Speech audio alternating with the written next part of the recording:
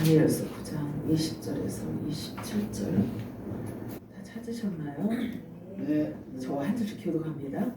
내가 이같이 말하여 기도하며 내 죄와 내 백성 이스라엘의 죄를 자복하고 내 하나님의 거룩한 산을 위하여 내 하나님 여호와 앞에 간구할 때 곧 내가 기도할 때 이전에 항상 전에 본 그 사람 가브리엘이 빨리 나가서 저녁 제사를 드릴 때쯤에 내게 이르니 내게 가르치며 내게 말하여 이르되 다니엘아 내가 이제 내게 지혜와 총명을 주려고 왔느니라. 곧 내가 기도를 시작할 즈음에 명령이 내렸으므로 이제 내게 알아보려고 하느니라. 너는 크게 은총을 입는 자라. 그런즉 너는 이 일을 생각하고 그 환상을 깨달으시리라. 아멘. 내 백성과 내 거룩한 성을 위하여 이른 이래를 기한으로 정하였나니 허물이 그치며 죄가 끝나며 죄악이 용서되며 영원한 의가 드러나며 환상과 예언이 응하며 또 지극히 거룩하니가 기름 부음을 받으리라.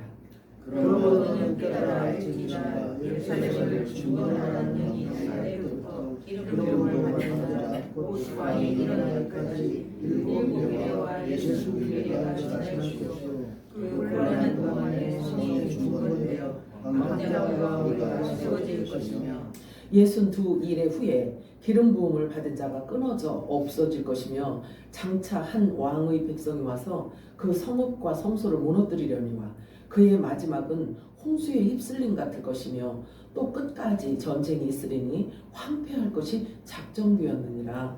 그가 장차 많은 사람들과 더불어 한 일의 동안에 언약을 굳게 맺고 그가 그 일의 절반의 제사와 예물을 금지할 것이며 또 포악하여 가증한 것이 날개를 의지하여 설 것이며 또 이미 정한 종말까지 진노가 허약하게 한 자에게 쏟아지리라 하느니라. 아멘. 세번 할까요? 마라나타, 마라나타, 마라나타. 아멘. 우리가 읽은 이 본문 말씀이요. 몇 년 동안의 역사를 지금 기록했냐면 2600년의 역사를 지금 요 안에 다 담고 있어요. 오늘 읽은 본문 말씀을 가지고 이미 정한 종말이라는 제목으로 우리 함께 은혜를 나눠보도록 하겠습니다. 오늘도 성령님의 음성이 여러분들에게 들려지기를 축복합니다. 아멘. 하나님은 매우 경이로우신 분이에요. 믿으시나요? 아멘. 그분의 영광이 이곳에 머물러 있음을 여러분 믿으시기 바랍니다. 아멘. 바벨론 느부갓네살 왕은 유다 왕국을 세 차례에 걸쳐서 침공을 했어요. 그 1차 침공은 여호야김이라는 이름을 가진 그 왕 때 BC 605년에 발생했고요. 바벨론의 조공을 바치도록 했어요. 처음 침범했을 때. 그리고 2차 침공은 1차 침공 후 8년 뒤에 BC 597년에 또 침공을 했어요. 근데 그때 왕은 여호야긴 왕이었어요. 그때는 어떤 일을 이들이 저질렀냐면 귀족 중에 10,000명 이상을 끌고 가서 포로로 끌고 갔어요. 그리고 자 시드기야라는 이름을 가진 새로운 유다 왕으로 이제 세워졌는데 3차 침공이 또 있어요. 그때 3차 침공이 또 있었어요. 그런데 그때 어떤 짓을 저질렀냐면 이들이 시드기야 왕 두 눈을 뽑아버린 거예요. 생으로. 그리고 그 아버지가 보는 앞에서 자식들을 그 자리에서 죽였어요. 이런 일들이 있었어요. 그때는 기본적으로 586년에 최종 침공이 있었어요. 그래서 BC 586년에 최종 침공이 있을 그때에는요. 아예 예루살렘을 완전히 다 함락시키고 솔로몬 성전을 다 파괴해버리고 유다 왕국은 그렇게 멸망하고 말았어요. 그때 다니엘은 바벨론 왕 느부갓네살이 예루살렘을 침공한 605년 1차 포로 때 끌려갔어요. 나이는 그 당시에 나이는 이 다니엘의 나이가 정확하게 기록되어져 있지 않아요. 그런데 10대 중반쯤으로 보고 있어요.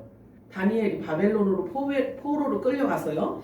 왕 4명의 왕을 이제 모시게 돼요. 느부갓네살 왕, 벨사살 왕, 다리오 왕, 고레스 왕까지 이 4명의 왕이 바뀌는 동안에 다니엘은 끝까지 궁정에서 고위 관료로 활동하고 있었어요.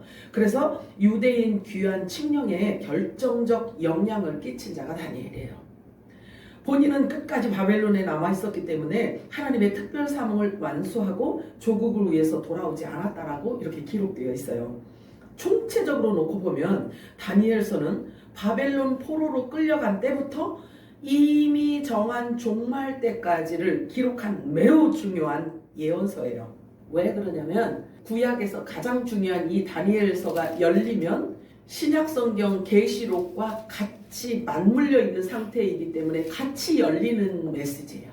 다니엘서는 굉장히 중요합니다. 그런데 아이러니하게도요, 이 다니엘서에는요, 지난 2000년 동안 이방 교회 시대는 기록되어져 있지 않고 숨겨져 있어요. 종말에 있을 일들까지 매우 디테일하게 기록되어 있지만 교회에 대한 기록은 없어요. 하나님께서는 처음부터 저 이스라엘을 모델로 해서 하나님의 시간표를 담아 놓았습니다. 성경을 보면 그래요. 모두 알아볼 수 있도록 하기 위함인 거죠. 그냥 몰래 숨겨놓고 하나님이 어떤 일을 이렇게 해놓고 사람들 놀래키고 이렇게 하고 놀래키고 이러는 게 아니라 아예 성경에 기록해놓고 하나님의 시간표를 기록해놓고 사람들이 그것을 보고 깨달아서 따라오기를 원하시는 거죠. 다 알아볼 수 있도록 하셨어요. 하나님의 시간표를. 자, 그런데 사도 요한은 이 다니엘서를 작은 두루마리라고 표현을 하고 있습니다. 계시록 10장 2절 우리 합독합니다. 시작. 그 손에서 작은 두루마리를 들고 오르락내리락 바다를 밟고 오르락내리락 땅을 밟고. 성경에서 말하는 바다는 세상을 의미해요. 땅은 세상에 있는 교회를 의미해요. 그렇다라고 한다면 세상에 있는 교회들에게 말씀 메시지가 전해지는데요. 영원한 복음, 작은 두루마리 다니엘서를 펼쳐서 이야기해주는 이 때를 지금 얘기하고 있는 거예요. 계시록 10장 9절 10절 합독합니다. 시작. 내가 천사에게 나아가 작은 두루마리를 발랑즉 천사에게 갖다 먹으리이다. 내 입에는 자, 내 입에는 같이 달리라 하거늘 내가 천사의 손에서 작은 두루마리를 갖다 먹어버리니 내 입에는 꿀같이 하나 얼굴 위에 내 배에는 쇠되더라. 이스라엘의 종말은 인류의 종말을 알리는 시간표이기 때문에 배에 넣으니 쓸 수밖에 없지요. 다니엘 본인은요, 이 일들을 환상으로 보고 나서 여러 날 병으로 누워있을 만큼 충격적이었다고 성경 기록하고 있어요. 다니엘서 8장 27절 합독합니다. 시작. 이에 왕이 지쳐서 어느 날 팔팔에 일어나서 왕이 구하니라. 내가 환상을 보며 놀랍고 그 뜻을 깨달은 사람도 없었느냐. 전혀 그 당시 2600년 전의 일이란 말이죠. 근데 다니엘이 2600년 후에 일어날 일들을 이렇게 쭉, 그러니까 말하자면 2600년 동안 일어날 일들을 다 기록한 거예요. 우리가 읽은 그 말씀 속에 일어날 일들을 지금 하나님께서 보여주시면서 이것을 네가 생각하고 그리고 기록해라 이렇게 말씀하셔요. 자, 다니엘서 10장 17절 읽어볼까요? 시작. 내 몸이 없어졌고 위력이 나지 아니하였으니 내 주의 이 종이 어찌 능히 내 주와 더불어 말씀할 수 있으리까. 이 다니엘이 본 환상은 지난 2600년 동안 실제로 역사 가운데 일어났던 일 그대로를 얘기하고 있어요. 그리고 다 이루어졌단 말이죠. 왜냐하면 페르시아, 그게 지금 이루어진 게 페르시아, 그리스, 로마, 바벨론, 그리고 또 이제 근데 그 나라가 지금도 지금 현재 존재하고 있어요. 이 페르시아는 지금의 이란이에요. 고대 바벨론은 이라크예요. 그 다음에 로마는 현재 저 이탈리아를 얘기하고 있고요. 이들의 역사가 이 안에 다 고스란히 담겨져 있는 거예요. 그러니 이들의 역사관에 대해서 아는 사람이라고 한다면 이때 일들, 이 성경을 보면 다 알아지게 되죠. 거짓말을 할 수가 없단 말이에요. 이 실제였던 역사이죠. 자, 그래서 72일 가운데 남은 시간이 있는데요. 한 일에, 즉 한 일에라고 하는 것은 한 일에, 그러니까 두 일에, 69일에, 뭐 70일에 이 이야기는 한 일에를 7년으로 계산을 한단 말이에요. 그렇기 때문에 우리가 충분히 이제 집중해서 이 말씀을 우리가 찾아보면요. 그 역사를 우리가 다 살펴볼 수가 있는 거예요. 실제를 이야기하고 있는 거기 때문에. 그런데 이스라엘을 중심으로 해서 다니엘에게 가르쳐 주시기를 얘야 너의 백성 너의 나라에 대한 내가 너의 나라가 언제 언제 또 그러니까 생겼다 없어졌다 생겼다 없어졌다 이런 걸 얘기하는 거예요. 이스라엘 나라가 1900년 동안 없어졌었잖아요. 그치? 그랬는데 또 생겼어요. 그치? 근데 그런 것들을 다니엘에게 보여주면서 일어나고 없어지고 일어나고 없어지고 이런 것을 다 이야기해 주시는 거예요. 그래서 2600년 동안의 그 역사 가운데 일어날 모든 일들을 다 기록해 놓고 근데 그 기간을 그러니까 세상 종말을 이스라엘의 종말하고 같이 맞물려 있어요. 하나님의 시간표를 그렇게 맞춰 놓은 거예요. 그러니까 너희들이 볼 때 이스라엘을 나침판으로 보아라 이 얘기예요. 이스라엘을 나침판으로 놓고 내가 성경을 기록했으니까 너희들이 보고 이스라엘이 흐름을 보면서 나의 시간표를 알아보도록 하여라 이 말씀이죠. 그러니까 하나님의 시간표는 이스라엘을 중심으로 해서 놓았기 때문에 우리가 다 알 수 있도록 기록하셨다라는 뜻이에요. 그런데 중요한 거는 72일이라는 시간을 놓고 이스라엘의 역사를 시간표를 놨단 말이죠. 하나님이. 그런데 69일에까지 딱 정해놓고요. 한 일회가 없어졌어. 그러면 69일에 말고 한 일회가 다시 69일에 붙으려면 어떤 일이 있어야 되냐면 그게 이스라엘 시간표란 말이에요. 그래서 이스라엘을 우리가 잘 지금 눈여겨보아야 되는 게 그 남은 한 일회가 69일에 요게 달라붙는 시간이 있다고요. 근데 그 공간이 굉장히 많아요. 그러면 69일회가 지나고 한 일회가 남아있으니까 요걸 다시 갖다가 붙여야 되겠죠. 그치? 그래야 이스라엘에 대한 하나님의 그 시간표가 맞물려 떨어지지 않겠어요? 그치? 그런데 69일에 지나고 지금 그냥 아무 말이 없는 거예요.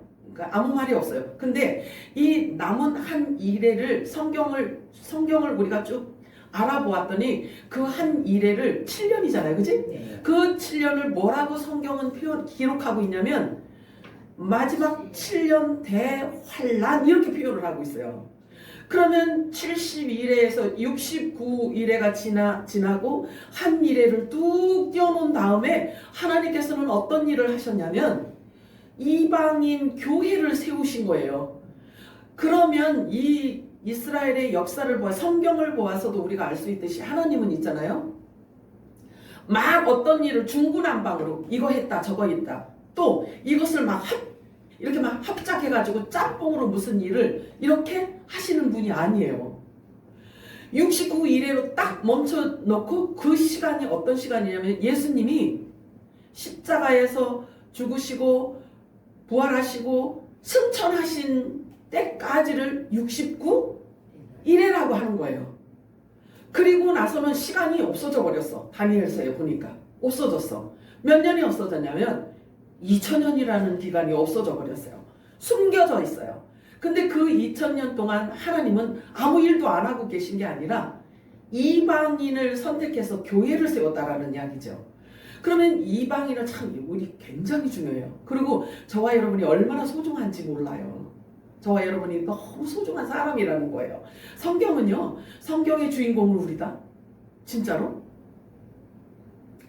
그러니 주인공이 성경에 대해서 열심히 보고 연구하고 묵상하고 상고하고 하나님의 말씀을 사랑하는 게 지극히 당연한 일이지요. 그거예요. 그 얘기하고 싶은 거예요. 그래서 실제 주인공이 저와 여러분이죠. 그래서 이 마지막 때에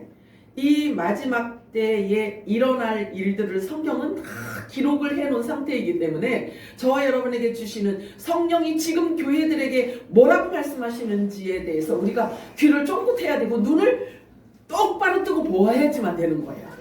자, 다니엘서 9장 24절에서 26절 우리 합독할까요? 시작! 네, 백성과 우리 있으며 죄가 끝나며 죄악이 용서되며 영원한 의가 드러나며 환상과 이행하며 또 지극히 거룩하며 기쁨을 받으리라.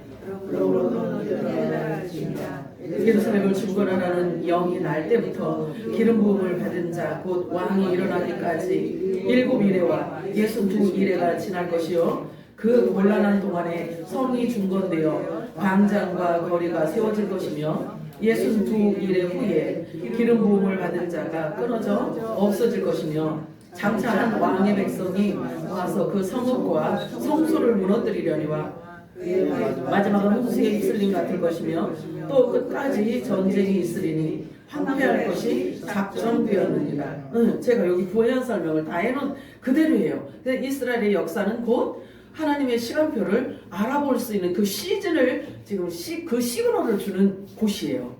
자, 여기 7이레와 62이레를 먼저 설명하자면요. 한 이레는 7년을 의미해요. 그래서 7이레란 7 곱하기 7을 해야 하는데 예루살렘 중건 명령이 떨어진 그 때가 언제냐면 BC 445년경부터 시작됐다라고 보면 돼요. 그리고 62이레가 지날 것인데 예수님이 공생에 마치시고 십자가 죽으시고 부활 승천하실 때까지를 69이레라고 합니다. 총 그래서 483년. 그렇다면 정해진 종말의 70이레 중에 이 한 이레를 하나님은 뚝 띄워놓고 있는 거죠. 근데 뚝 띄워놓았지 그것을 하나님이 아예 제거한 게 아니거든요. 그렇잖아요. 그래서 그 7년이 언제 주어지는지에 대해서 저와 여러분이 시즌을 통해서 알 수 있어야 되는 거예요. 충분히 알 수 있도록 성경은 기록해 놓았기 때문에 그래요. 다니엘 10장 14절 읽어볼까요? 시작. 이제 마지막에 내 백성이 당할 일을 내게 깨닫게 하노라. 이는 항상 오랜 후의 일이니라. 오랜 후의 일이라는 말 자체가 교회 시대를 얘기하고 있어요. 교회 시대. 자, 그래서 69일에가 지나고 2000년이란 긴 세월이 흘렀습니다. 예수님께 승천하시기 전에 다시 재림하시고 당신이 다시 이 땅에 오실 것을 말씀하셨는데 그 첫 번째로 모든 사람들이 알 수 있도록 저 이스라엘을 보면서 그 때를 알게 해주셨다라는 거죠. 그래서 예수님의 초림과 재림으로 역사적 시기를 지금 계시해 놓고 계신 거예요. 그래서 69일에와 마지막 한 일에로 구분해 놓으신 것입니다. 하나님께서는 그렇게 어떤 일을 마구제비로 그냥 두루뭉술하게 이렇게 말씀하시는 분, 그렇게 일하시는 분이 아니라는 것을, 질서의 하나님이라는 것을 우리는 알아야 됩니다. 자, 그런 일들이 너희들이 하나님의 말씀을 성경을 통해서 하나님의 시간표가 보여지면, 그 시그널이 너희들에게 보여지면 너희들이 고개를 들어 정신을 차려라, 이렇게 말씀해요. 그리고 내가 올 때쯤 되면 노아의 때와 같을 것이다, 이렇게 계속해서 우리들이 알 수 있도록 말씀하고 있습니다.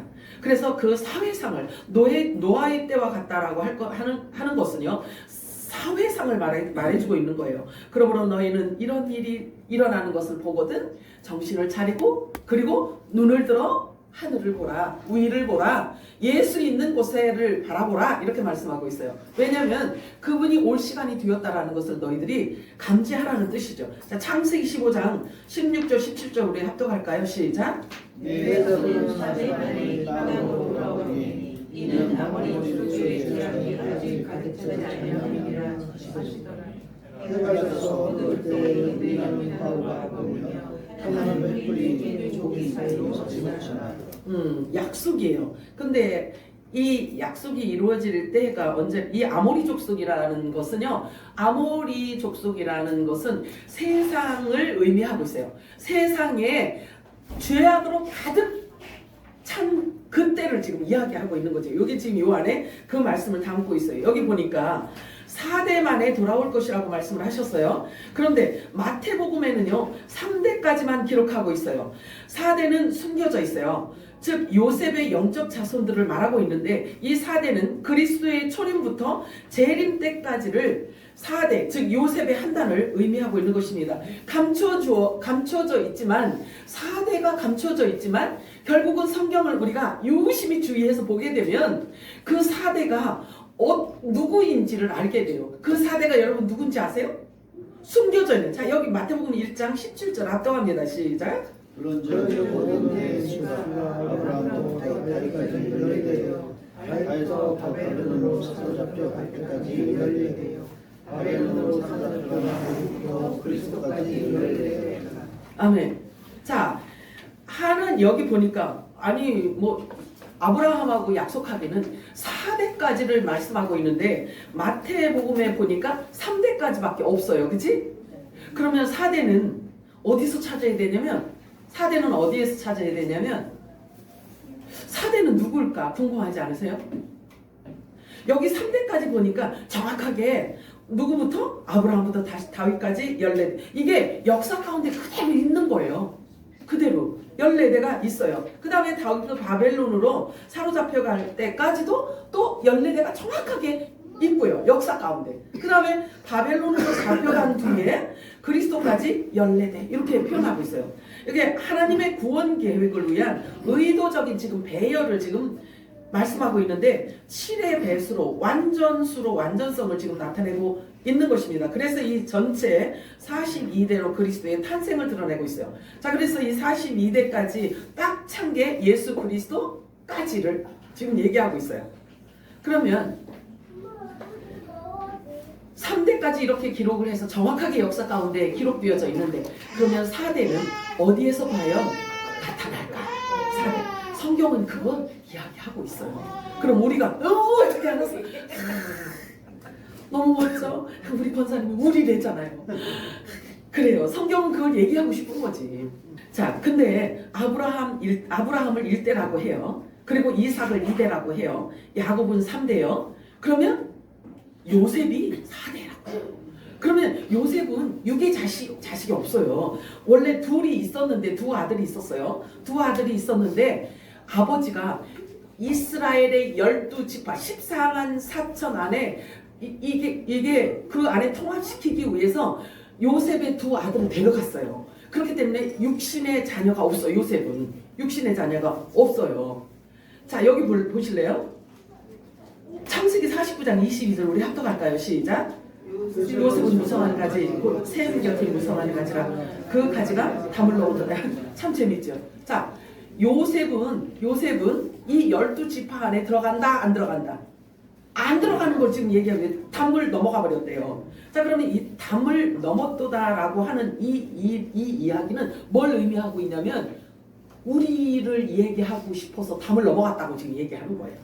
결국 영적인 이스라엘인 저와 여러분, 영적 이스라엘을 표현하고 싶어서 담을 넘어갔다 이렇게 이야기를 합니다. 그러면 요셉이 육의 자식이 없는데 육의 자식으로 주시는 게 아니라 영적인 자손을 주기 위해서 계속 이렇게 내려오고 있는 거예요. 계속 이야기를 하고 있는 거예요. 이 담을 넘었다는 말 자체가 이방인으로 넘어갔다는 것을 의미하고 있어요. 잘 들으셔요. 그럼 이렇게 제가 말씀을 드리면 여러분들이 성경을 읽을 때 이것을 갖고 성경을 읽게 되면 풀려요. 열리고 이런단 말이죠. 그래서 이방 교회가 곧 요셉의 자손이 될 것을 지금 계시하고 있는 것입니다.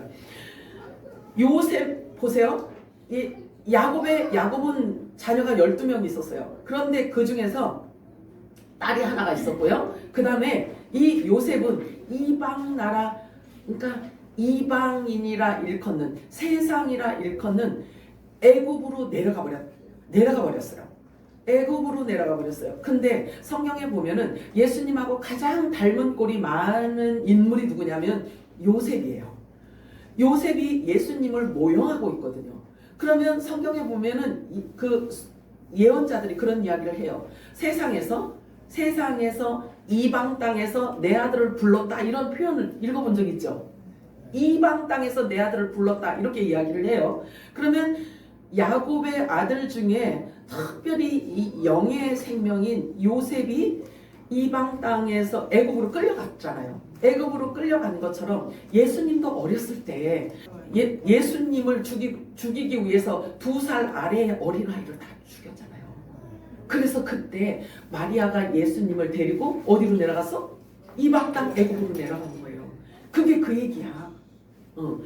이 이야기는 성경 전체를 아우르는 놀라운 비밀이 이 안에 숨겨져 있다는 말이죠. 그래서 예수님의 지체, 예수님의 신부, 하나님의 아들들은 이방 땅에서 나올 것을 예표하고 있는 거예요. 다 그 안에 담겨져 있는 거죠. 이해가 되세요? 내가 지금 이제 중구난방으로 얘기를 하는 것 같지만 그 안에 핵심은 하나님의 아들들은 결과적으로 세상 이방 땅에서 부르신다라는 이야기예요. 이 아까 다니엘서에 지금 한 이레가 없어졌잖아요. 그러니까 69이레 다음에 한 이레가 이렇게 붙어야지 72일의 역사가 이루어지는데, 근데 그 텀이 있잖아요. 요 텀을 이 이방 교회를 세우기 위해서 만든 기간이란 말이에요. 그래서 그 한 이레를 갖다가 69일에 붙이는 때가 곧 옵니다. 그런데 그 붙이는 때에 이스라엘 백성들하고 이방 땅에 하나님께서 이렇게 처음부터 창세기부터 지금 따로 구분해 놓잖아요. 하나님의 아들들을요. 그러면 그 아들들을 통해서 일하시는 하나님의 계획과 저 한 이레를 통해서 이스라엘을 통해서 일하실 그 일하는 그 일과 짬뽕으로 시키는 게 아니에요. 짬뽕으로 시키는 게 아니고 어떤 일이 있냐면 이방 땅에 하나님께서 계획해 놓으신 하나님의 아들들은 지구를 탈출시켜버려요. 지구에서 떠나게 해버려요. 지구에서 감춰버려요. 지구 땅에서 감출 수 있는 방법은, 피할 수 있는 방법은 어디밖에 없어? 공중밖에 없잖아요. 그래서 그것을 얘기하는 거죠. 그래서 하나님께서 잘 갖고 놓은 하나님의 아들들을 이스라엘을 통해서 마지막 대환란 일을 행하실 때, 하나님께서 일을 하실 때 하나님의 진노가 쏟아지거든요. 이 지구 땅에. 그러면 그 진노를 피할 곳이 없다고 그랬어요. 지구에서는. 그러니까 그 진노 받을 자들이 아니란 말이에요. 하나님의 아들들은. 그럼 이 아들들을 피신시켜 놓고 진노가 임하야지. 그렇지 않고 아들들이든지 종이든지 저 짐승의 아들들인지 모든 사람들한테 동일하게 하나님께서 막 불심판 임하실 그런 하나님이 아니잖아요. 기잖아요. 그냥 상식적으로도 한번 생각해 보세요. 하나님께서 그 2000년 동안 하나님께서 잘 다듬어 놓고 하나님께서 그냥 불꽃 같은 눈동자로 지키시고 사랑하시고 하나님의 아들을 보내서까지 생명을 주면서까지 구원하시고 아름답게 갖고 놓은 이 나팔절 성물들을 하나님께서 샥 거둔 뒤에 이 땅에 저 이스라엘에게 내리시는 그 진노, 땅에 속한 자들에게 내리시는 이 진노가 그제서 나타나기 시작을 하는 거예요. 요거 보고 불심판이라고 하는 겁니다. 데살로니가전서에 보면 있잖아요. 그것이 한두 군데 있는 게 아니란 말이죠. 그래서 하나님의 아들들을 지구에서 탈출시켜 놓고 그래서 공중강림이 있는 거예요. 그래서 두 번 예수님이 재림이 그래서 두 번 재림이 있는 거예요. 이해가 되세요? 그러니까 우리 전능하신 아버지지. 우리 아버지가 아들들을 대하시는 방법이 이렇게 특별한 방법이 있으니까 저와 여러분이 정말 하나님의 아들이라는 소리를 듣고 있는 거 아니겠어요? 하나님의 아들이나 이 땅의 종이나 아무나 다 똑같이 하나님께서 그 모든 진노 안에 그 불심판에 다 집어넣으리는 만무하잖아요. 그렇죠? 이렇게 해서 그리스도의 옷을 여러분들이 입은 거야. 요게 영광의 옷을 입는다라고 이야기를 하는 거예요. 영광에서 영광으로 우리를 이끄시는 방법이에요, 이게. 우리 아버지가 어떤 계획을 갖고 있는지에 대해서 아는 것. 이 아는 소식을 듣는 게 영광을 입는 겁니다. 하나님의 영광을. 아멘이요? 자, 로마서 8장 9절. 아니다. 여기 로마서 2장 28절 29절이 합독합니다. 시작. 무릇 면적이 아니요 면적 육신의 아니라 오직 이면적 유대인이며 하나님 마음에 합치니 영에 있고 율법 조문에 있지 아니한 것이라. 그 칭찬이 사람에게서 아니요 다만 하나님에게서. 제가 여기를 조금만 더 부연 설명을 해드릴게요. 요셉에게 주어진 예언이 있어요. 너는 이스라엘의 반석이신 목자의 손을 힘입게 될 것인데 그가 네게 복을 주실 것이고 위로 하늘의 복을 주시고 아래로 깊은 샘의 복과 젖먹이는 복과 태의 복을 주시리라. 이렇게 예언이 되어 있어요. 창세기 49장에 보면. 그러면 육의 자식이 없는데도 불구하고 이런 예언을 받게 됩니다. 근데 이게 농담으로 하는 얘기가 아니죠. 그러면 육의 자식을 12지파 안에 넣기 위해서 데려갔어요. 그런데 이제 성경을 여러분들도 보면 알겠지만 요셉이 그 이후에 또 애를 낳았다는 말이 없어요. 그렇기 때문에 영적인 자손을 얘기하고 있다는 것을 분명히 알 수가 있죠. 그래서 뭐라고 했냐면요. 하늘의 복이 너에게 임할 것이고 아래로는 샘의 복과 젖먹이는 복. 자, 그러면 이게 후손이 있다는 얘기잖아요. 그걸 얘기하고 있죠. 그럼 젖먹이는 복이 너에게 주어질 것이고 태의 복을 주실 것이라 이렇게 말씀을 하셔요. 그러면 영적 이스라엘을 말하고 있는데요. 요 말을 바울이 우리들에게 가르쳐 준 거예요. 이게 지금 제가 얘기하는 게 아니고 바울이 그 창세기 49장의 말씀을 정확하게 깨닫고 로마서에 표현해 준 거예요. 부연 설명을 해 준 거죠. 근데 그 부연 설명을 우리가 보니까 이게 이 주인공이 누구였는지를 알게 되는 거예요. 이해가 되죠? 저와 율법의 대가이신 바울이 그것을 설명해 주었더니 우리 주인공이 그 설명해 준 로마서를 보니까 에고 우리가 진짜 주인공이로구나. 우리가 요셉의 한단이요 요셉의 후손이로구나. 이렇게 우리가 알 수 있다는 거죠.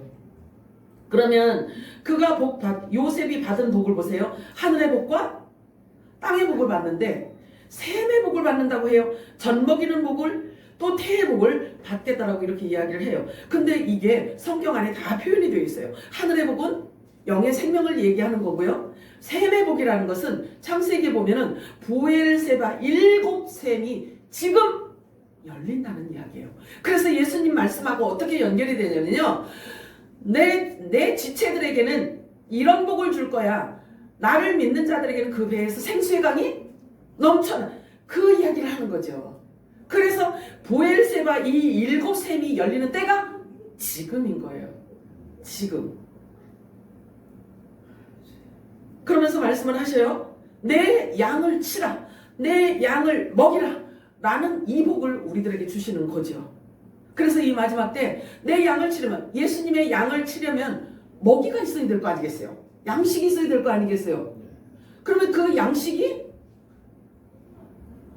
우리 오늘 먹을 저 맛있는 저 밥? 저게 아니고 그 양들에게 먹이는 양식은 주인이 준다고 그랬어요. 머리가 준다고 그랬단 말이죠. 인자가 준다고 그랬어요. 인자가.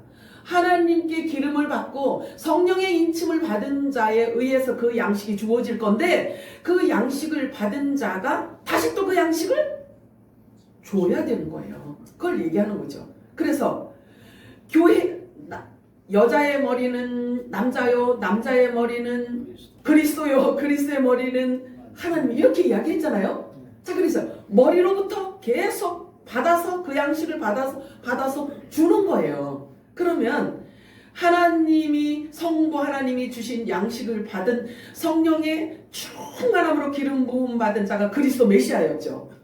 그 메시아가 말씀하시기를 내가 아버지께로부터 받은 모든 것을 다 너희에게 주노라 이렇게 말씀하셨죠. 그러면 다 너희에게 준 그 주인공이 누구? 남자지. 자, 하나님이 성부 하나님께서 예수 그리스도에게 부어주셨잖아요. 양식을. 그지? 그러면 그게 양식이 저런 떡이 아니고 하나님의 말씀을 얘기하는 거죠. 그러면 하나님의 생각을 그리스도에게 부어줬더니 그리스도가 지체된 제자들에게 사도들에게 부어주니까 그 기름 부음을 받은 지체들이 예수님의 양들에게 또 그 양식을 나눠주는 거예요. 그래서 여자는 남자로부터 양식을 받아 먹는 자를 얘기해요. 이 땅에 속한 교회를 의미합니다. 그러면 이 땅에 속한 교회는 하늘에 속한 교회로부터 양식을 받아 먹어야 되는 거예요. 근데 하늘에 속한 교회는 누구로부터 양식을 받았어요? 그리스도로부터 받은 거잖아요. 그죠? 그렇게 된다니까. 그래서 여자의 머리는 남자요, 남자의 머리는 그리스도요, 그리스도의 머리는 하나님이요. 자, 그러면 요 부류를 정확하게 바울이 고린도전서에 이야기를 해주고 있잖아요. 그러니까 여자는 누구인지 남자는 누구인지 또 그리스도는 누구인지 이게 구분이 돼져요, 안 돼져요? 그렇지. 그래서 우리는 남자요, 여자요? 남자지. 그걸 알아야지. 우리 정 집사님은 여자여도 성경이 남자래요. 남자여야 되는 거예요. 여자이면 안 돼요. 여자이면. 자, 그래서 이스라엘에게서 난 그들이 여기 지금 로마서 우리 2장 28절 읽었잖아요. 표면적인 유대인이 아니요, 이면적인 유대인이 진짜 유대인이라고 말하고 있는 거예요. 이 이면적인 유대인은 곧 요셉의 자손들을 얘기하고 있는 거죠. 자, 하늘로부터 성경에 보면은요, 하늘로부터 그가 내 아들이다 라고 처음 그 음성이 들려진 인물이 누구예요? 예수님이잖아요. 예수님. 그래서 처음으로 하나님의 아들로 이제 이 땅에 존재하신 분이 예수 그리스도시죠. 그래서 그분에 의해서 낳고 하는 게 저와 여러분인 거예요. 교회를 낳으신 거예요. 아멘이요? 그러므로 그 유일하신 하나님의 아들로부터 드디어 하나님의 아들들이 지금 등장을 하는데, 로마서에 보면은요, 이 피조물이 하나님의 아들들이 나타나기를, 등장하기를 학수고대한다라고 이렇게 표현하고 있어요. 그러면 하나님의 아들들이라는 복수를 사용했는데, 그럼 하나님의 아들들이라고 한다면 예수 그리스도를 이야기를 할까요? 그 외에 또 아들이 있다는 걸 얘기할까요? 그렇지. 예수님은 승천하셨잖아요. 그치? 근데 만물은 지금 우리가 살고 있는, 보여지는 이 물질 세계를 얘기하잖아요. 그러면 이 만물이 하나님의 아들들이 나타나기를 학수고대하고 있다는 거죠. 저와 여러분이 하나님의 아들인데 이 아들들이 나타나기를 학수고대하고 있대요. 만물이. 이유는 뭐냐면 그 아들들이 주는 양식을 먹어야 되기 때문에. 그래서 아들들이 나타나기를 기다린대요. 근데 저와 여러분들이 하나님의 아들이라는 사실에 대해서 그냥 막연하게 두루뭉술하게 알았을 뿐이지, 우리 아들들이, 남자들이 해야 할 일, 그 몫이 무엇인지를 잘 몰랐잖아요. 그런데 그것을 아는 때가 있다는 거죠. 그래서 그것을 알고 그 일, 그 몫을 행하기를 만물이 고대하고 있다는 이야기예요. 저와 여러분이 보통 사람들이 아닌데 여러분들이 그걸 아셔야 되는데. 아시죠? 아유, 여기셔야 돼. 이게 내 얘기가 아니라 성경에 있는 걸 말씀을 드리니까 먼저 여기셔요. 안 믿어져도. 여러분들이 여자요, 남자요? 남자. 됐어요. 그러면 됐어.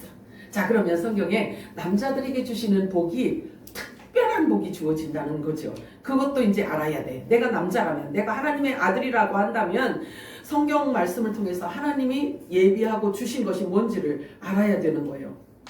로마서 9장 7절 8절 우리 합독합니다. 시작. 또한 아브라함의 씨가 다 그의 자녀가 아니라 오직 이삭으로부터 난 자라야 내 씨라 불리라 하였으니 곧 육신의 자녀가 하나님의 자녀가 아니요 오직 약속의 자녀가 씨로 여기심을 받느니라. 아멘이에요? 네. 이스라엘 백성들이 하나님이 아닌 것으로 허무한데 자꾸 제사하고 이렇게 막 섬기고 우상을 숭배하니까 하나님의 진노가 그들에게 임했어요. 백성이 아닌 자들, 그렇기 때문에 하나님께서 마음이 상했죠. 그래서 백성이 아닌 자들을 백성이라고 여기는 자들이 식이 날 만큼 백성이 아닌 자들에게서 내가 아들을 택할 것이다, 이렇게 말씀하셔요. 로마서 9장 25절 26절 합동합니다. 시작. 호세아의 그래도 이르기를 아닌 자를 내 백성이라 사랑하지 아니한 자를 내가 너희는 내 백성이 아니라 한 곳에서 그들이 살아계신 하나님의 아들이라 일컬음을 받으리라. 이게 우리예요. 자, 하나님의 아들들은 이방인 가운데서 나온다는 것을 지금 말씀하고 있습니다. 이해하시기 바라요. 믿으시기 바랍니다. 자, 요셉은 육적 자손이 없어요. 애굽에서 낳은 두 아들 므낫세와 에브라임은 삼촌들의 반열에 끼어서 이스라엘 12지파에 속해 합류했기 때문에 그래요. 그러나 요셉의 자손은 이 땅에서 육신의 자손이 아니고 이스라엘의 거룩한 목자가 나타나야만 비로소 그때 요셉의 태문이 열어주시기 때문에 그 약속이 이루어지게 되는 것입니다. 예수 그리스도께서 오셔야만 그 약속이 이루어져요. 그래서 아들들이 태어나기 시작을 하는 거죠. 그래서 이방교회, 즉 예수님의 지체들을 일컬어 요셉의 자손들이라고 하는 것인 성경은 그렇게 말씀하고 있어요. 그래서 요셉의 한 단, 이렇게 표현을 하는 것입니다. 그래서 육신의 자녀가 있고 약속의 자녀가 있어요. 육신의 자녀라는 것은 창세기 16장에 나오는 이스마엘과 같은 사람이에요. 여러분들이 창세기를 16장을 읽어보면 알게 돼요. 이스마엘은 육으로 난 자를 이야기를 해요.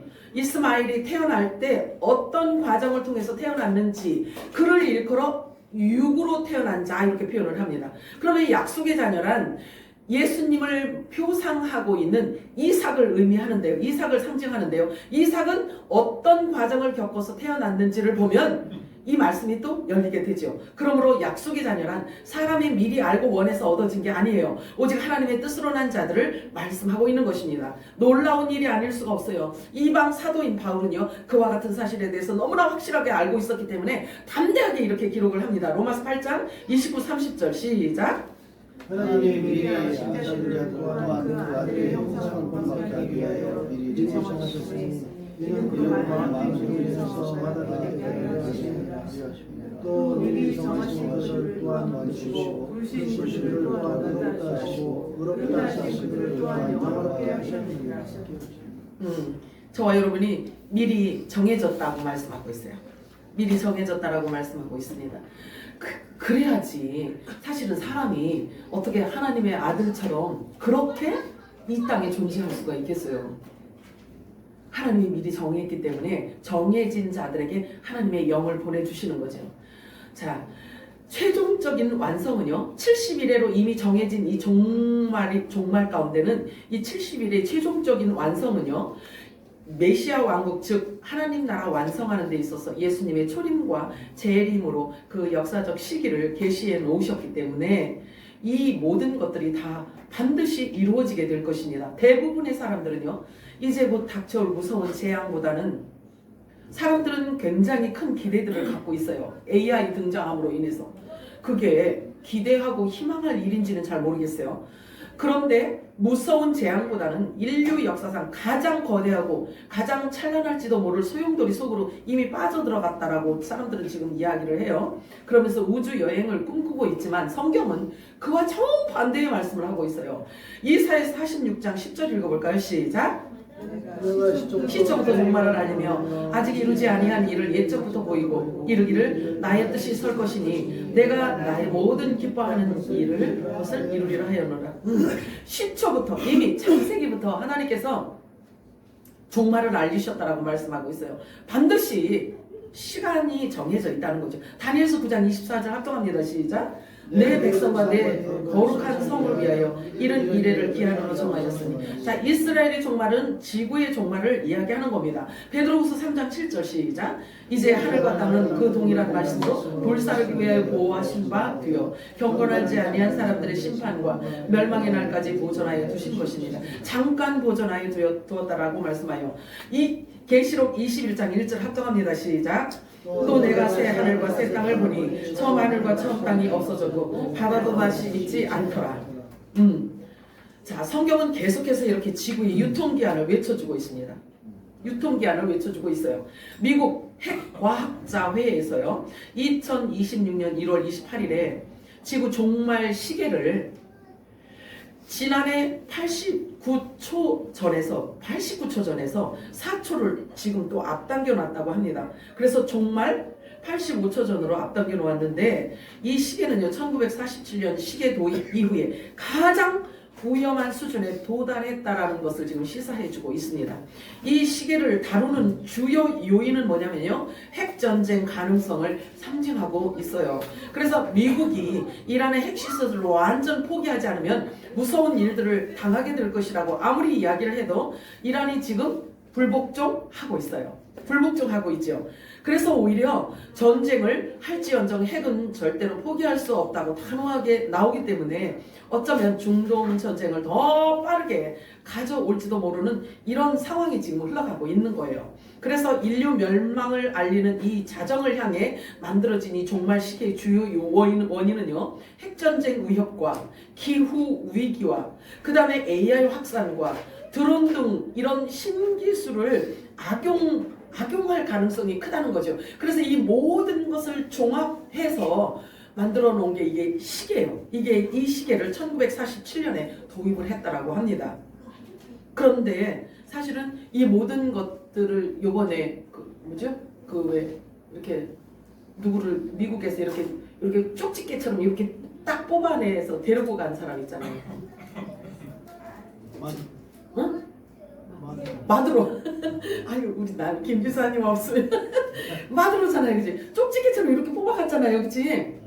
그런 일을 어떻게 할 수가 있겠냐고요. 이 마두로를 지키는 자들이 얼마나 많았는데 가까이에서 지키는 경험만 해도 80명이었는데 있잖아요. 어떻게 그런데 쪽집게 빼갈 수가 있겠냐 이거죠. 근데 문명의 이기를 총 사용을 한 거예요, 미국에서. 그래서 이런 위험한 일들이 계속 이 열방 가운데 지금 움직이고 있다라는 거죠. 무서운 일들이 지금 일어나고 있는데 사람들은 이것을 굉장히 이렇게 좋은 것으로만 지금 긍정적으로만 생각을 하고 있는데요. 사실은 그렇잖아요. 성경을 보면은 성경의 하나님의 시간표를 보고 하나님의 계획하신 것을 보면은 또 너무나 무서운 시대에 지금 아주 위험한 시대에 우리가 지금 살고 있다는 거죠. 자, 그래서 결국은 성경 말씀으로 주님 오실 때가 가까웠다라고, 지금 주님 오실 때가 가까웠습니다 이렇게 이야기를 하면 사람들이 아직도 음모론자 또는 시한부 종말론자 이단으로 취급하는 자들이 그런 경향이 있어요. 그죠? 선생님 있어 없어? 있어. 그러면 아직도 시한부 종말론자라고 그렇게 흉을 보고 그렇게 손가락질을 하고 있다면 과연 그들의 생각과 그들의 시선은 어디에 머물러 있을까요? 어디에 머물러 있을까? 세상에 머물러 있지. 세상에 머물러 있는 거예요. 그렇기 때문에 위를 바라보지 않기 때문에 위에서 행해지는 일들을 하나도 볼 수 있는 눈이 없는 거예요. 눈이 가리워진 거지. 그거 보고 영적 소경이라고 해요. 그런데 하나님의 아들들에게는요, 그 영적 소경들을 그 눈을 뜨게 해줘야 할 사명이 하나님의 아들들에게 있다라고 말씀을 하십니다. 자, 그래서 주님의 때를 말하지 않고 입을 꾹 다물고 있는다면 그 결과는요, 아마 무서울 겁니다. 무서울 거예요. 그리고 입을 꼭 다물고 있다는 것은 나는 하나님을 경외하지 않고 있습니다 라는 것을 자기 스스로 자인하는 모습일 수밖에 없어요. 하나님의 말씀, 성경 66권 중에 하나님의 말씀 한 구절에 매몰되어 있으면 안 돼요. 매몰되어 있으면 안 돼요. 모든 성경은 한 권으로 되어 있지만 이게 다 하나로 연결되어 있기 때문에 같이 열려야지만 되는 거예요. 성경은 말씀하고 있어요. 사람을 의지하지 말라. 귀인들을 의지하지 말며 도울 힘이 없는 인생도 의지하지 말지니, 이렇게 말씀해요. 시편 147편 10절과 11절 합독합니다. 시작.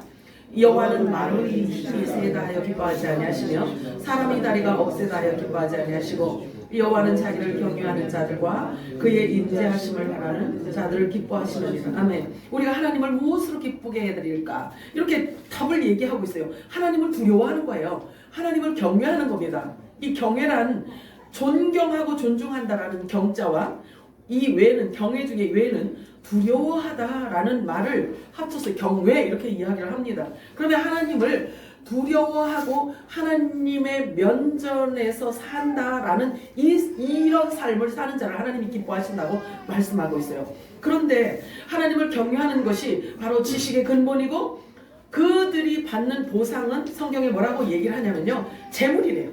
자, 하나님을 경외하는 것이 지식의 근본이며 그 보상은 재물과 영광과 생명이라고까지 말씀하고 있습니다.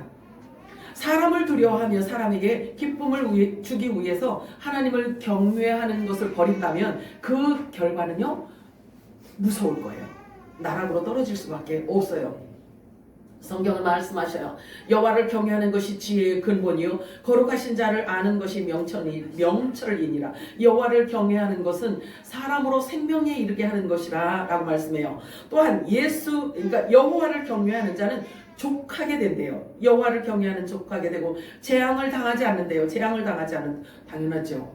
그죠? 자, 그리고 여호와를 경외하는 자는 겸손과 여호와를 경외함의 보상은 재물과 영광과 생명이라고 말씀하고 있어요. 그러면서 말씀하시길 고운 것도 헛되고 아름다운 것도 헛되나 오직 여호와를 경외하는 여자는 칭찬을 받으리라, 이렇게 말씀하고 있어요. 그러면 여자만 칭찬받고 여자만 하나님 경외하는가요? 아니죠. 여자는 교회를 얘기를 해요. 교회를 의미하고 있어요. 그래서 친정으로 하나님을 경외하고 친정으로 하나님을 두려워한다면 복 있는 자라 하나님께서 그렇게 인쳐주신다고 말씀하십니다. 이사야 11장 2절에 보면 그의 위에 여호와의 영, 그의 위에 지혜와 총명의 영, 그리고 모략과 재능의 영이 또 그들에게 임할 것인데 여호와를 경외하는 영도 그에게 임할 것이다. 그러면 보세요. 하나님을 두려워하고 하나님을 경외하는 자는 위로부터 영이 임하여야만 하나님을 두려워할 수 있대요. 그러면 하나님을 경외한다는 것은 하나님이 뭔가 우리들에게 주셔야만 하나님이 누구인지를 알고 두려워할 수 있다는 거예요. 하나님이 어떤 분인지를 알게 하시는 그 영이 우리에게 임해야 하나님이 누구인지 왜 경외해야 하는지를 알게 된다는 거예요. 아무나가 아니라. 그래서 이사야는 그렇게 말하고 있어요. 하나님을 경외하는 영을 그에게 줄 것이다. 이렇게 말씀해요. 그러면 경외는 아무나 하나님을 경외할 수 있는 게 아니라는 거지. 그렇잖아요? 결국은 하나님께서 미리 아까 로마서 8장 그 39절, 29절, 30절 요 말씀처럼 하나님을 경외하게 하기 위한 자들을 하나님이 미리 어떻게 해놨다고? 정해놓으셨대잖아요. 정해놓으셨대잖아요. 그래서 정해놓고 그에게 하나님을 경외하는 영을 넣어주신대요. 그래서 하나님을 두려워할 수 있게 하고 그리고 하나님을 기쁘시게 해드릴 수 있게 한다는 거죠. 자, 지난 주일이에요. 먼 시간이 아니에요. 그 지난 주일에 우리 은호가요. 엄마한테 갑자기 질문을 하더랍니다. 엄마, 하나님을 더 사랑해? 돈을 더 사랑해? 이렇게 그렇게 질문을 하더래요. 그래서 하나님을 더 사랑하지. 엄마가 그랬대요. 그러니까 또 질문을 하더래요. 엄마, 그럼 하나님을 더 사랑해? 생명을 더 사랑해? 그렇게 질문을 하더라는 거예요. 그래서 엄마가 그랬대요. 그야 물론 하나님을 더 사랑하지. 그랬더니 우리 이쁜 은호가 뭐라고 했냐면요. 이러더래요. 엄마, 그렇지. 그러더라는 거예요. 엄마 대답에 만족을 했다는 거예요. 하나님을 우선순위에 둔 엄마의 대답이 이 은호 마음에 만족했던 거라. 그래서 은호가 엄마 맞아 엄마 말이 맞아 이랬다라는 거예요. 자, 이제 초등학교 1학년 된 아들이 갑작스런 질문에 당황했지만 누구도 그를 강요한 게 아니잖아요. 강요한 게 아니에요. 스스로 하나님과의 관계를 관철시키고 있는 것에 대한 자기도 확증하고 또 엄마를 통해서 또 자기의 생각을 확증시킨 거예요. 이 초등학교 1학년생이 그런 거죠. 입증됐어요. 그 태도가 얼마나 아름다워요. 이게 누구 강요에 의해서 될 수 있는 일이냐고요. 복음이 어려워서 어린아이가 못 알아들을 것 같지만요. 우리 도중이도 알아들어요. 그쵸? 알아듣는다고 눈 꼼빡꼼빡 하잖아. 자, 그래서 이 복음은요. 남녀노소 빈부귀천 할 것 없어요. 하나님의 영이기 때문에 다 알아듣게끔 하나님께서 허락하신다는 거죠. 예레미야 17장 5절에서 8절 우리 합독합니다. 시작. 여호와께서 이야기하시기를 말씀하시니라. 무릇 사람을 믿으며 육신으로 그의 힘을 삼고 마음이 여호와께서 떠난 그 사람은 저주를 받을 것이라. 그는 사망에 떠나는 곁에서 좋은 일이 것을 보지 못하고 광야와 간절한 곳 건너는 사람이 살지 않는 땅에 살리라.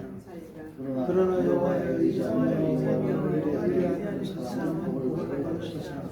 그는 물가에 심어진 나무가 그의 땅에 꽂히고 그가 어찌라도 들어가지 아니하며 그 입이 청청하며 나무는 해에도 걱정이 없고 결실이 미치지 아니하면 같으리라. 사람을 의지하지 않고 하나님을 경외하고 하나님을 의지하는 자들에게는 이렇게 부족함이 없도록 하나님이 해주시다고 말씀하십니다. 약속입니다. 이것은 만군의 여호와께서 말씀하시되 이는 힘으로 되지 아니하며 능력으로도 되지 아니하고 오직 나의 영으로 되느니라. 지금도 하나님은 말씀으로 만물을 붙들고 계시며 거룩하게 하시는 하나님이셔요. 그래서 우리의 소망은 오직 하나님께만 있다라는 사실을 성경은 계속해서 말씀해주고 있어요. 하나님께서 다니엘에게 오늘 본문 말씀을 허락하실 때는요. 어떤 모습을 하고 있었는지 이렇게 놀라운 2600 600년 동안 있을 모든 이 환상을 다니엘에게 보여주셨어요. 그런데 어떤 상황일 때 그것을 보여주셨는지에 대해서 이렇게 표현하고 있어요. 다니엘서 9장 20절에서 23절 합독합니다. 시작. 내가 이같이 말하여 기도하며 내 주와 내 백성 이스라엘의 죄를 정복하고 내 하나님을 거룩함을 위하여 내 하나님 여호와 앞에 간구할 때 곧 내가 기도할 때 이전에 항상 주어온 그 사람들이 빨리 나가서 저녁 제사를 드릴 때 내게 이르더니 내가 시며 내게 말하되 다니엘아 내가 이제 내게 지혜와 총명을 주었노라. 내가 기도 시작한 중에 명령이 내려졌으므로 이제 내게 알려가려니라. 너는 크게 은총을 입은지라. 그런즉 너는 이미 생각하고 항상 깨달을지니라. 자, 여기를 읽으면서 여러분이 지금 보기에 두드러지게 강조하고 두드러지게 여러 번 반복되어지는 어떤 단어가 있어요. 무엇으로 보여지나요? 기도하며. 기도해요.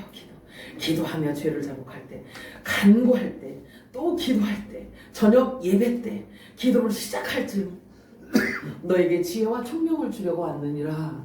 이렇게 말하고 있어요. 하나님께로부터 하나님이 보냄을 받은 이 좋은 소식을 갖고 오는 천사가 가브리엘 천사가 다니엘에게, 다니엘이 어떤 상황일 때 나타났냐면 이렇게 기도할 때, 예배할 때, 기도할 때, 회개할 때, 자복할 때, 이렇게 지금 계속 이야기하고 있어요. 하나님은 누구나 다 쓰실 수 있어요. 돌들을 들어서 하나님을 찬양하게 할 수도 있어요. 하나님께 영광을 돌리게 할 수도 있습니다. 그러나 미리 약속하신 것이 있어요. 미리 약속한 것, 진리의 성령이 내게 임하시면 기억나게 할 것이고 생각나게 하셔서 하나님의 마음과 하나 되어질 때에 하나님의 생각을 계속 부어 넣어 주신다고 말씀하고 있습니다. 다니엘서 8장 19절 우리 합독합니다. 시작. 이르되 진노하시는 때가 마침 후에 될 일을 내가 내게 알게 하리니 이 환상은 정한 때 끝에 관한. 그렇죠.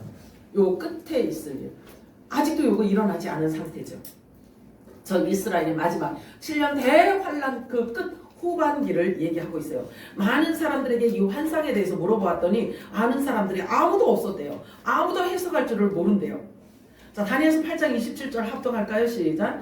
이에나 다니엘이 지쳐서 여러 날 앓다가 일어나서 왕의 일을 보았느니라. 내가 이 환상으로 말미암아 놀랐고 그 뜻을 깨닫는 사람도 없었느니라.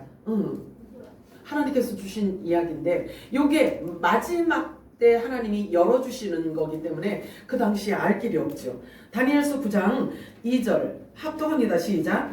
곧 그 통치 원년에 나 다니엘이 책을 통해 여호와께서 말씀으로 선지자 예레미야에게 알려주신 그 연수를 깨달았나니 곧 예루살렘이 황폐함이 70년 만에 그치리라 하신 것이니라. 이 또한 또 이루어졌지요. 너희가 이런 일들이 일어나는 것을 보거든 머리를 들라. 성경에 예언된 종말에 있게 될 일들이 지금 우리 눈앞에 다 펼쳐지고 있다는 사실이죠. 여러분 눈에도 그런 것들이 들려지기를 보여지기를 축복합니다. 전쟁과 전쟁의 소문이 있고 세상이 시끄럽습니다. 난리와 난리의 소문이 있어요. 지금 우리 눈앞에 펼쳐지고 있죠. 마태복음 24장 6절에서 8절 합독합니다. 시작. 난리와 난리 소문을 듣겠으나 너희는 삼가 두려워하지 말라. 이런 일이 있어야 하되 아직 끝은 아니니라. 민족이 민족을 나라가 나라를 대적하여 일어나겠고 곳곳에 기근과 지진이 있으리니 이 모든 것은 재난의 시작이니라. 아멘. 저 이스라엘에게 넘겨질 대환란에 남은 한 일에는요 아직 시작되지 않았다는 말씀이에요. 이제 곧 제3성전이 세워지게 될 것입니다. 그런데 이 성전은 예수 그리스도를 위한 성전이 아니라 적그리스도를 위한 성전이에요. 그래서 그가 그 성전에 앉아서 내가 하나님이다 라고 하게 될 겁니다. 근데 이스라엘 백성들은요 그 적그리스도가 자기들을 돕기 위해서 온 메시아인 줄을 알고 막 떠받들 것입니다. 그런데 어느 날 갑자기 성전 안에 들어가서 내가 하나님이다, 너희는 내게 복종해야 된다, 이렇게 이야기를 하니 이스라엘 백성들이 얼마나 놀라겠어요? 이미 그 깨달음이 주어질 그때에는 이미 모든 게 다 끝난 거예요. 이미 다 때는 지난 거예요. 자, 성전 건축이 먼저입니다. 제3성전이 여러분들 이스라엘을 잘 주의 깊게 보시기 바래요. 제3성전이 먼저 지어질 것입니다. 그리고 적그리스도가 등장을 합니다. 그리고 세계 정부가 세워지고 그 안에서 권력자가 나오게 될 것인데 성경은 이를 일컬어서 짐승이라고 해요. 그래서 계시록에는요 두 짐승이 나옵니다. 바다에서 올라오는 짐승이 있고요, 땅에서 나오는 짐승이 있어요. 이들을 일컬어 뭐라고 하냐면, 바다에서 나오는 짐승은 모든 경제를 장악하고 있는 세상 우두머리를 바다에서 나온 짐승이라고 이야기를 해요. 그러면 땅에서 나온 짐승은 이 두 짐승이 온 인류를 거의 장악을 하게 될 것입니다.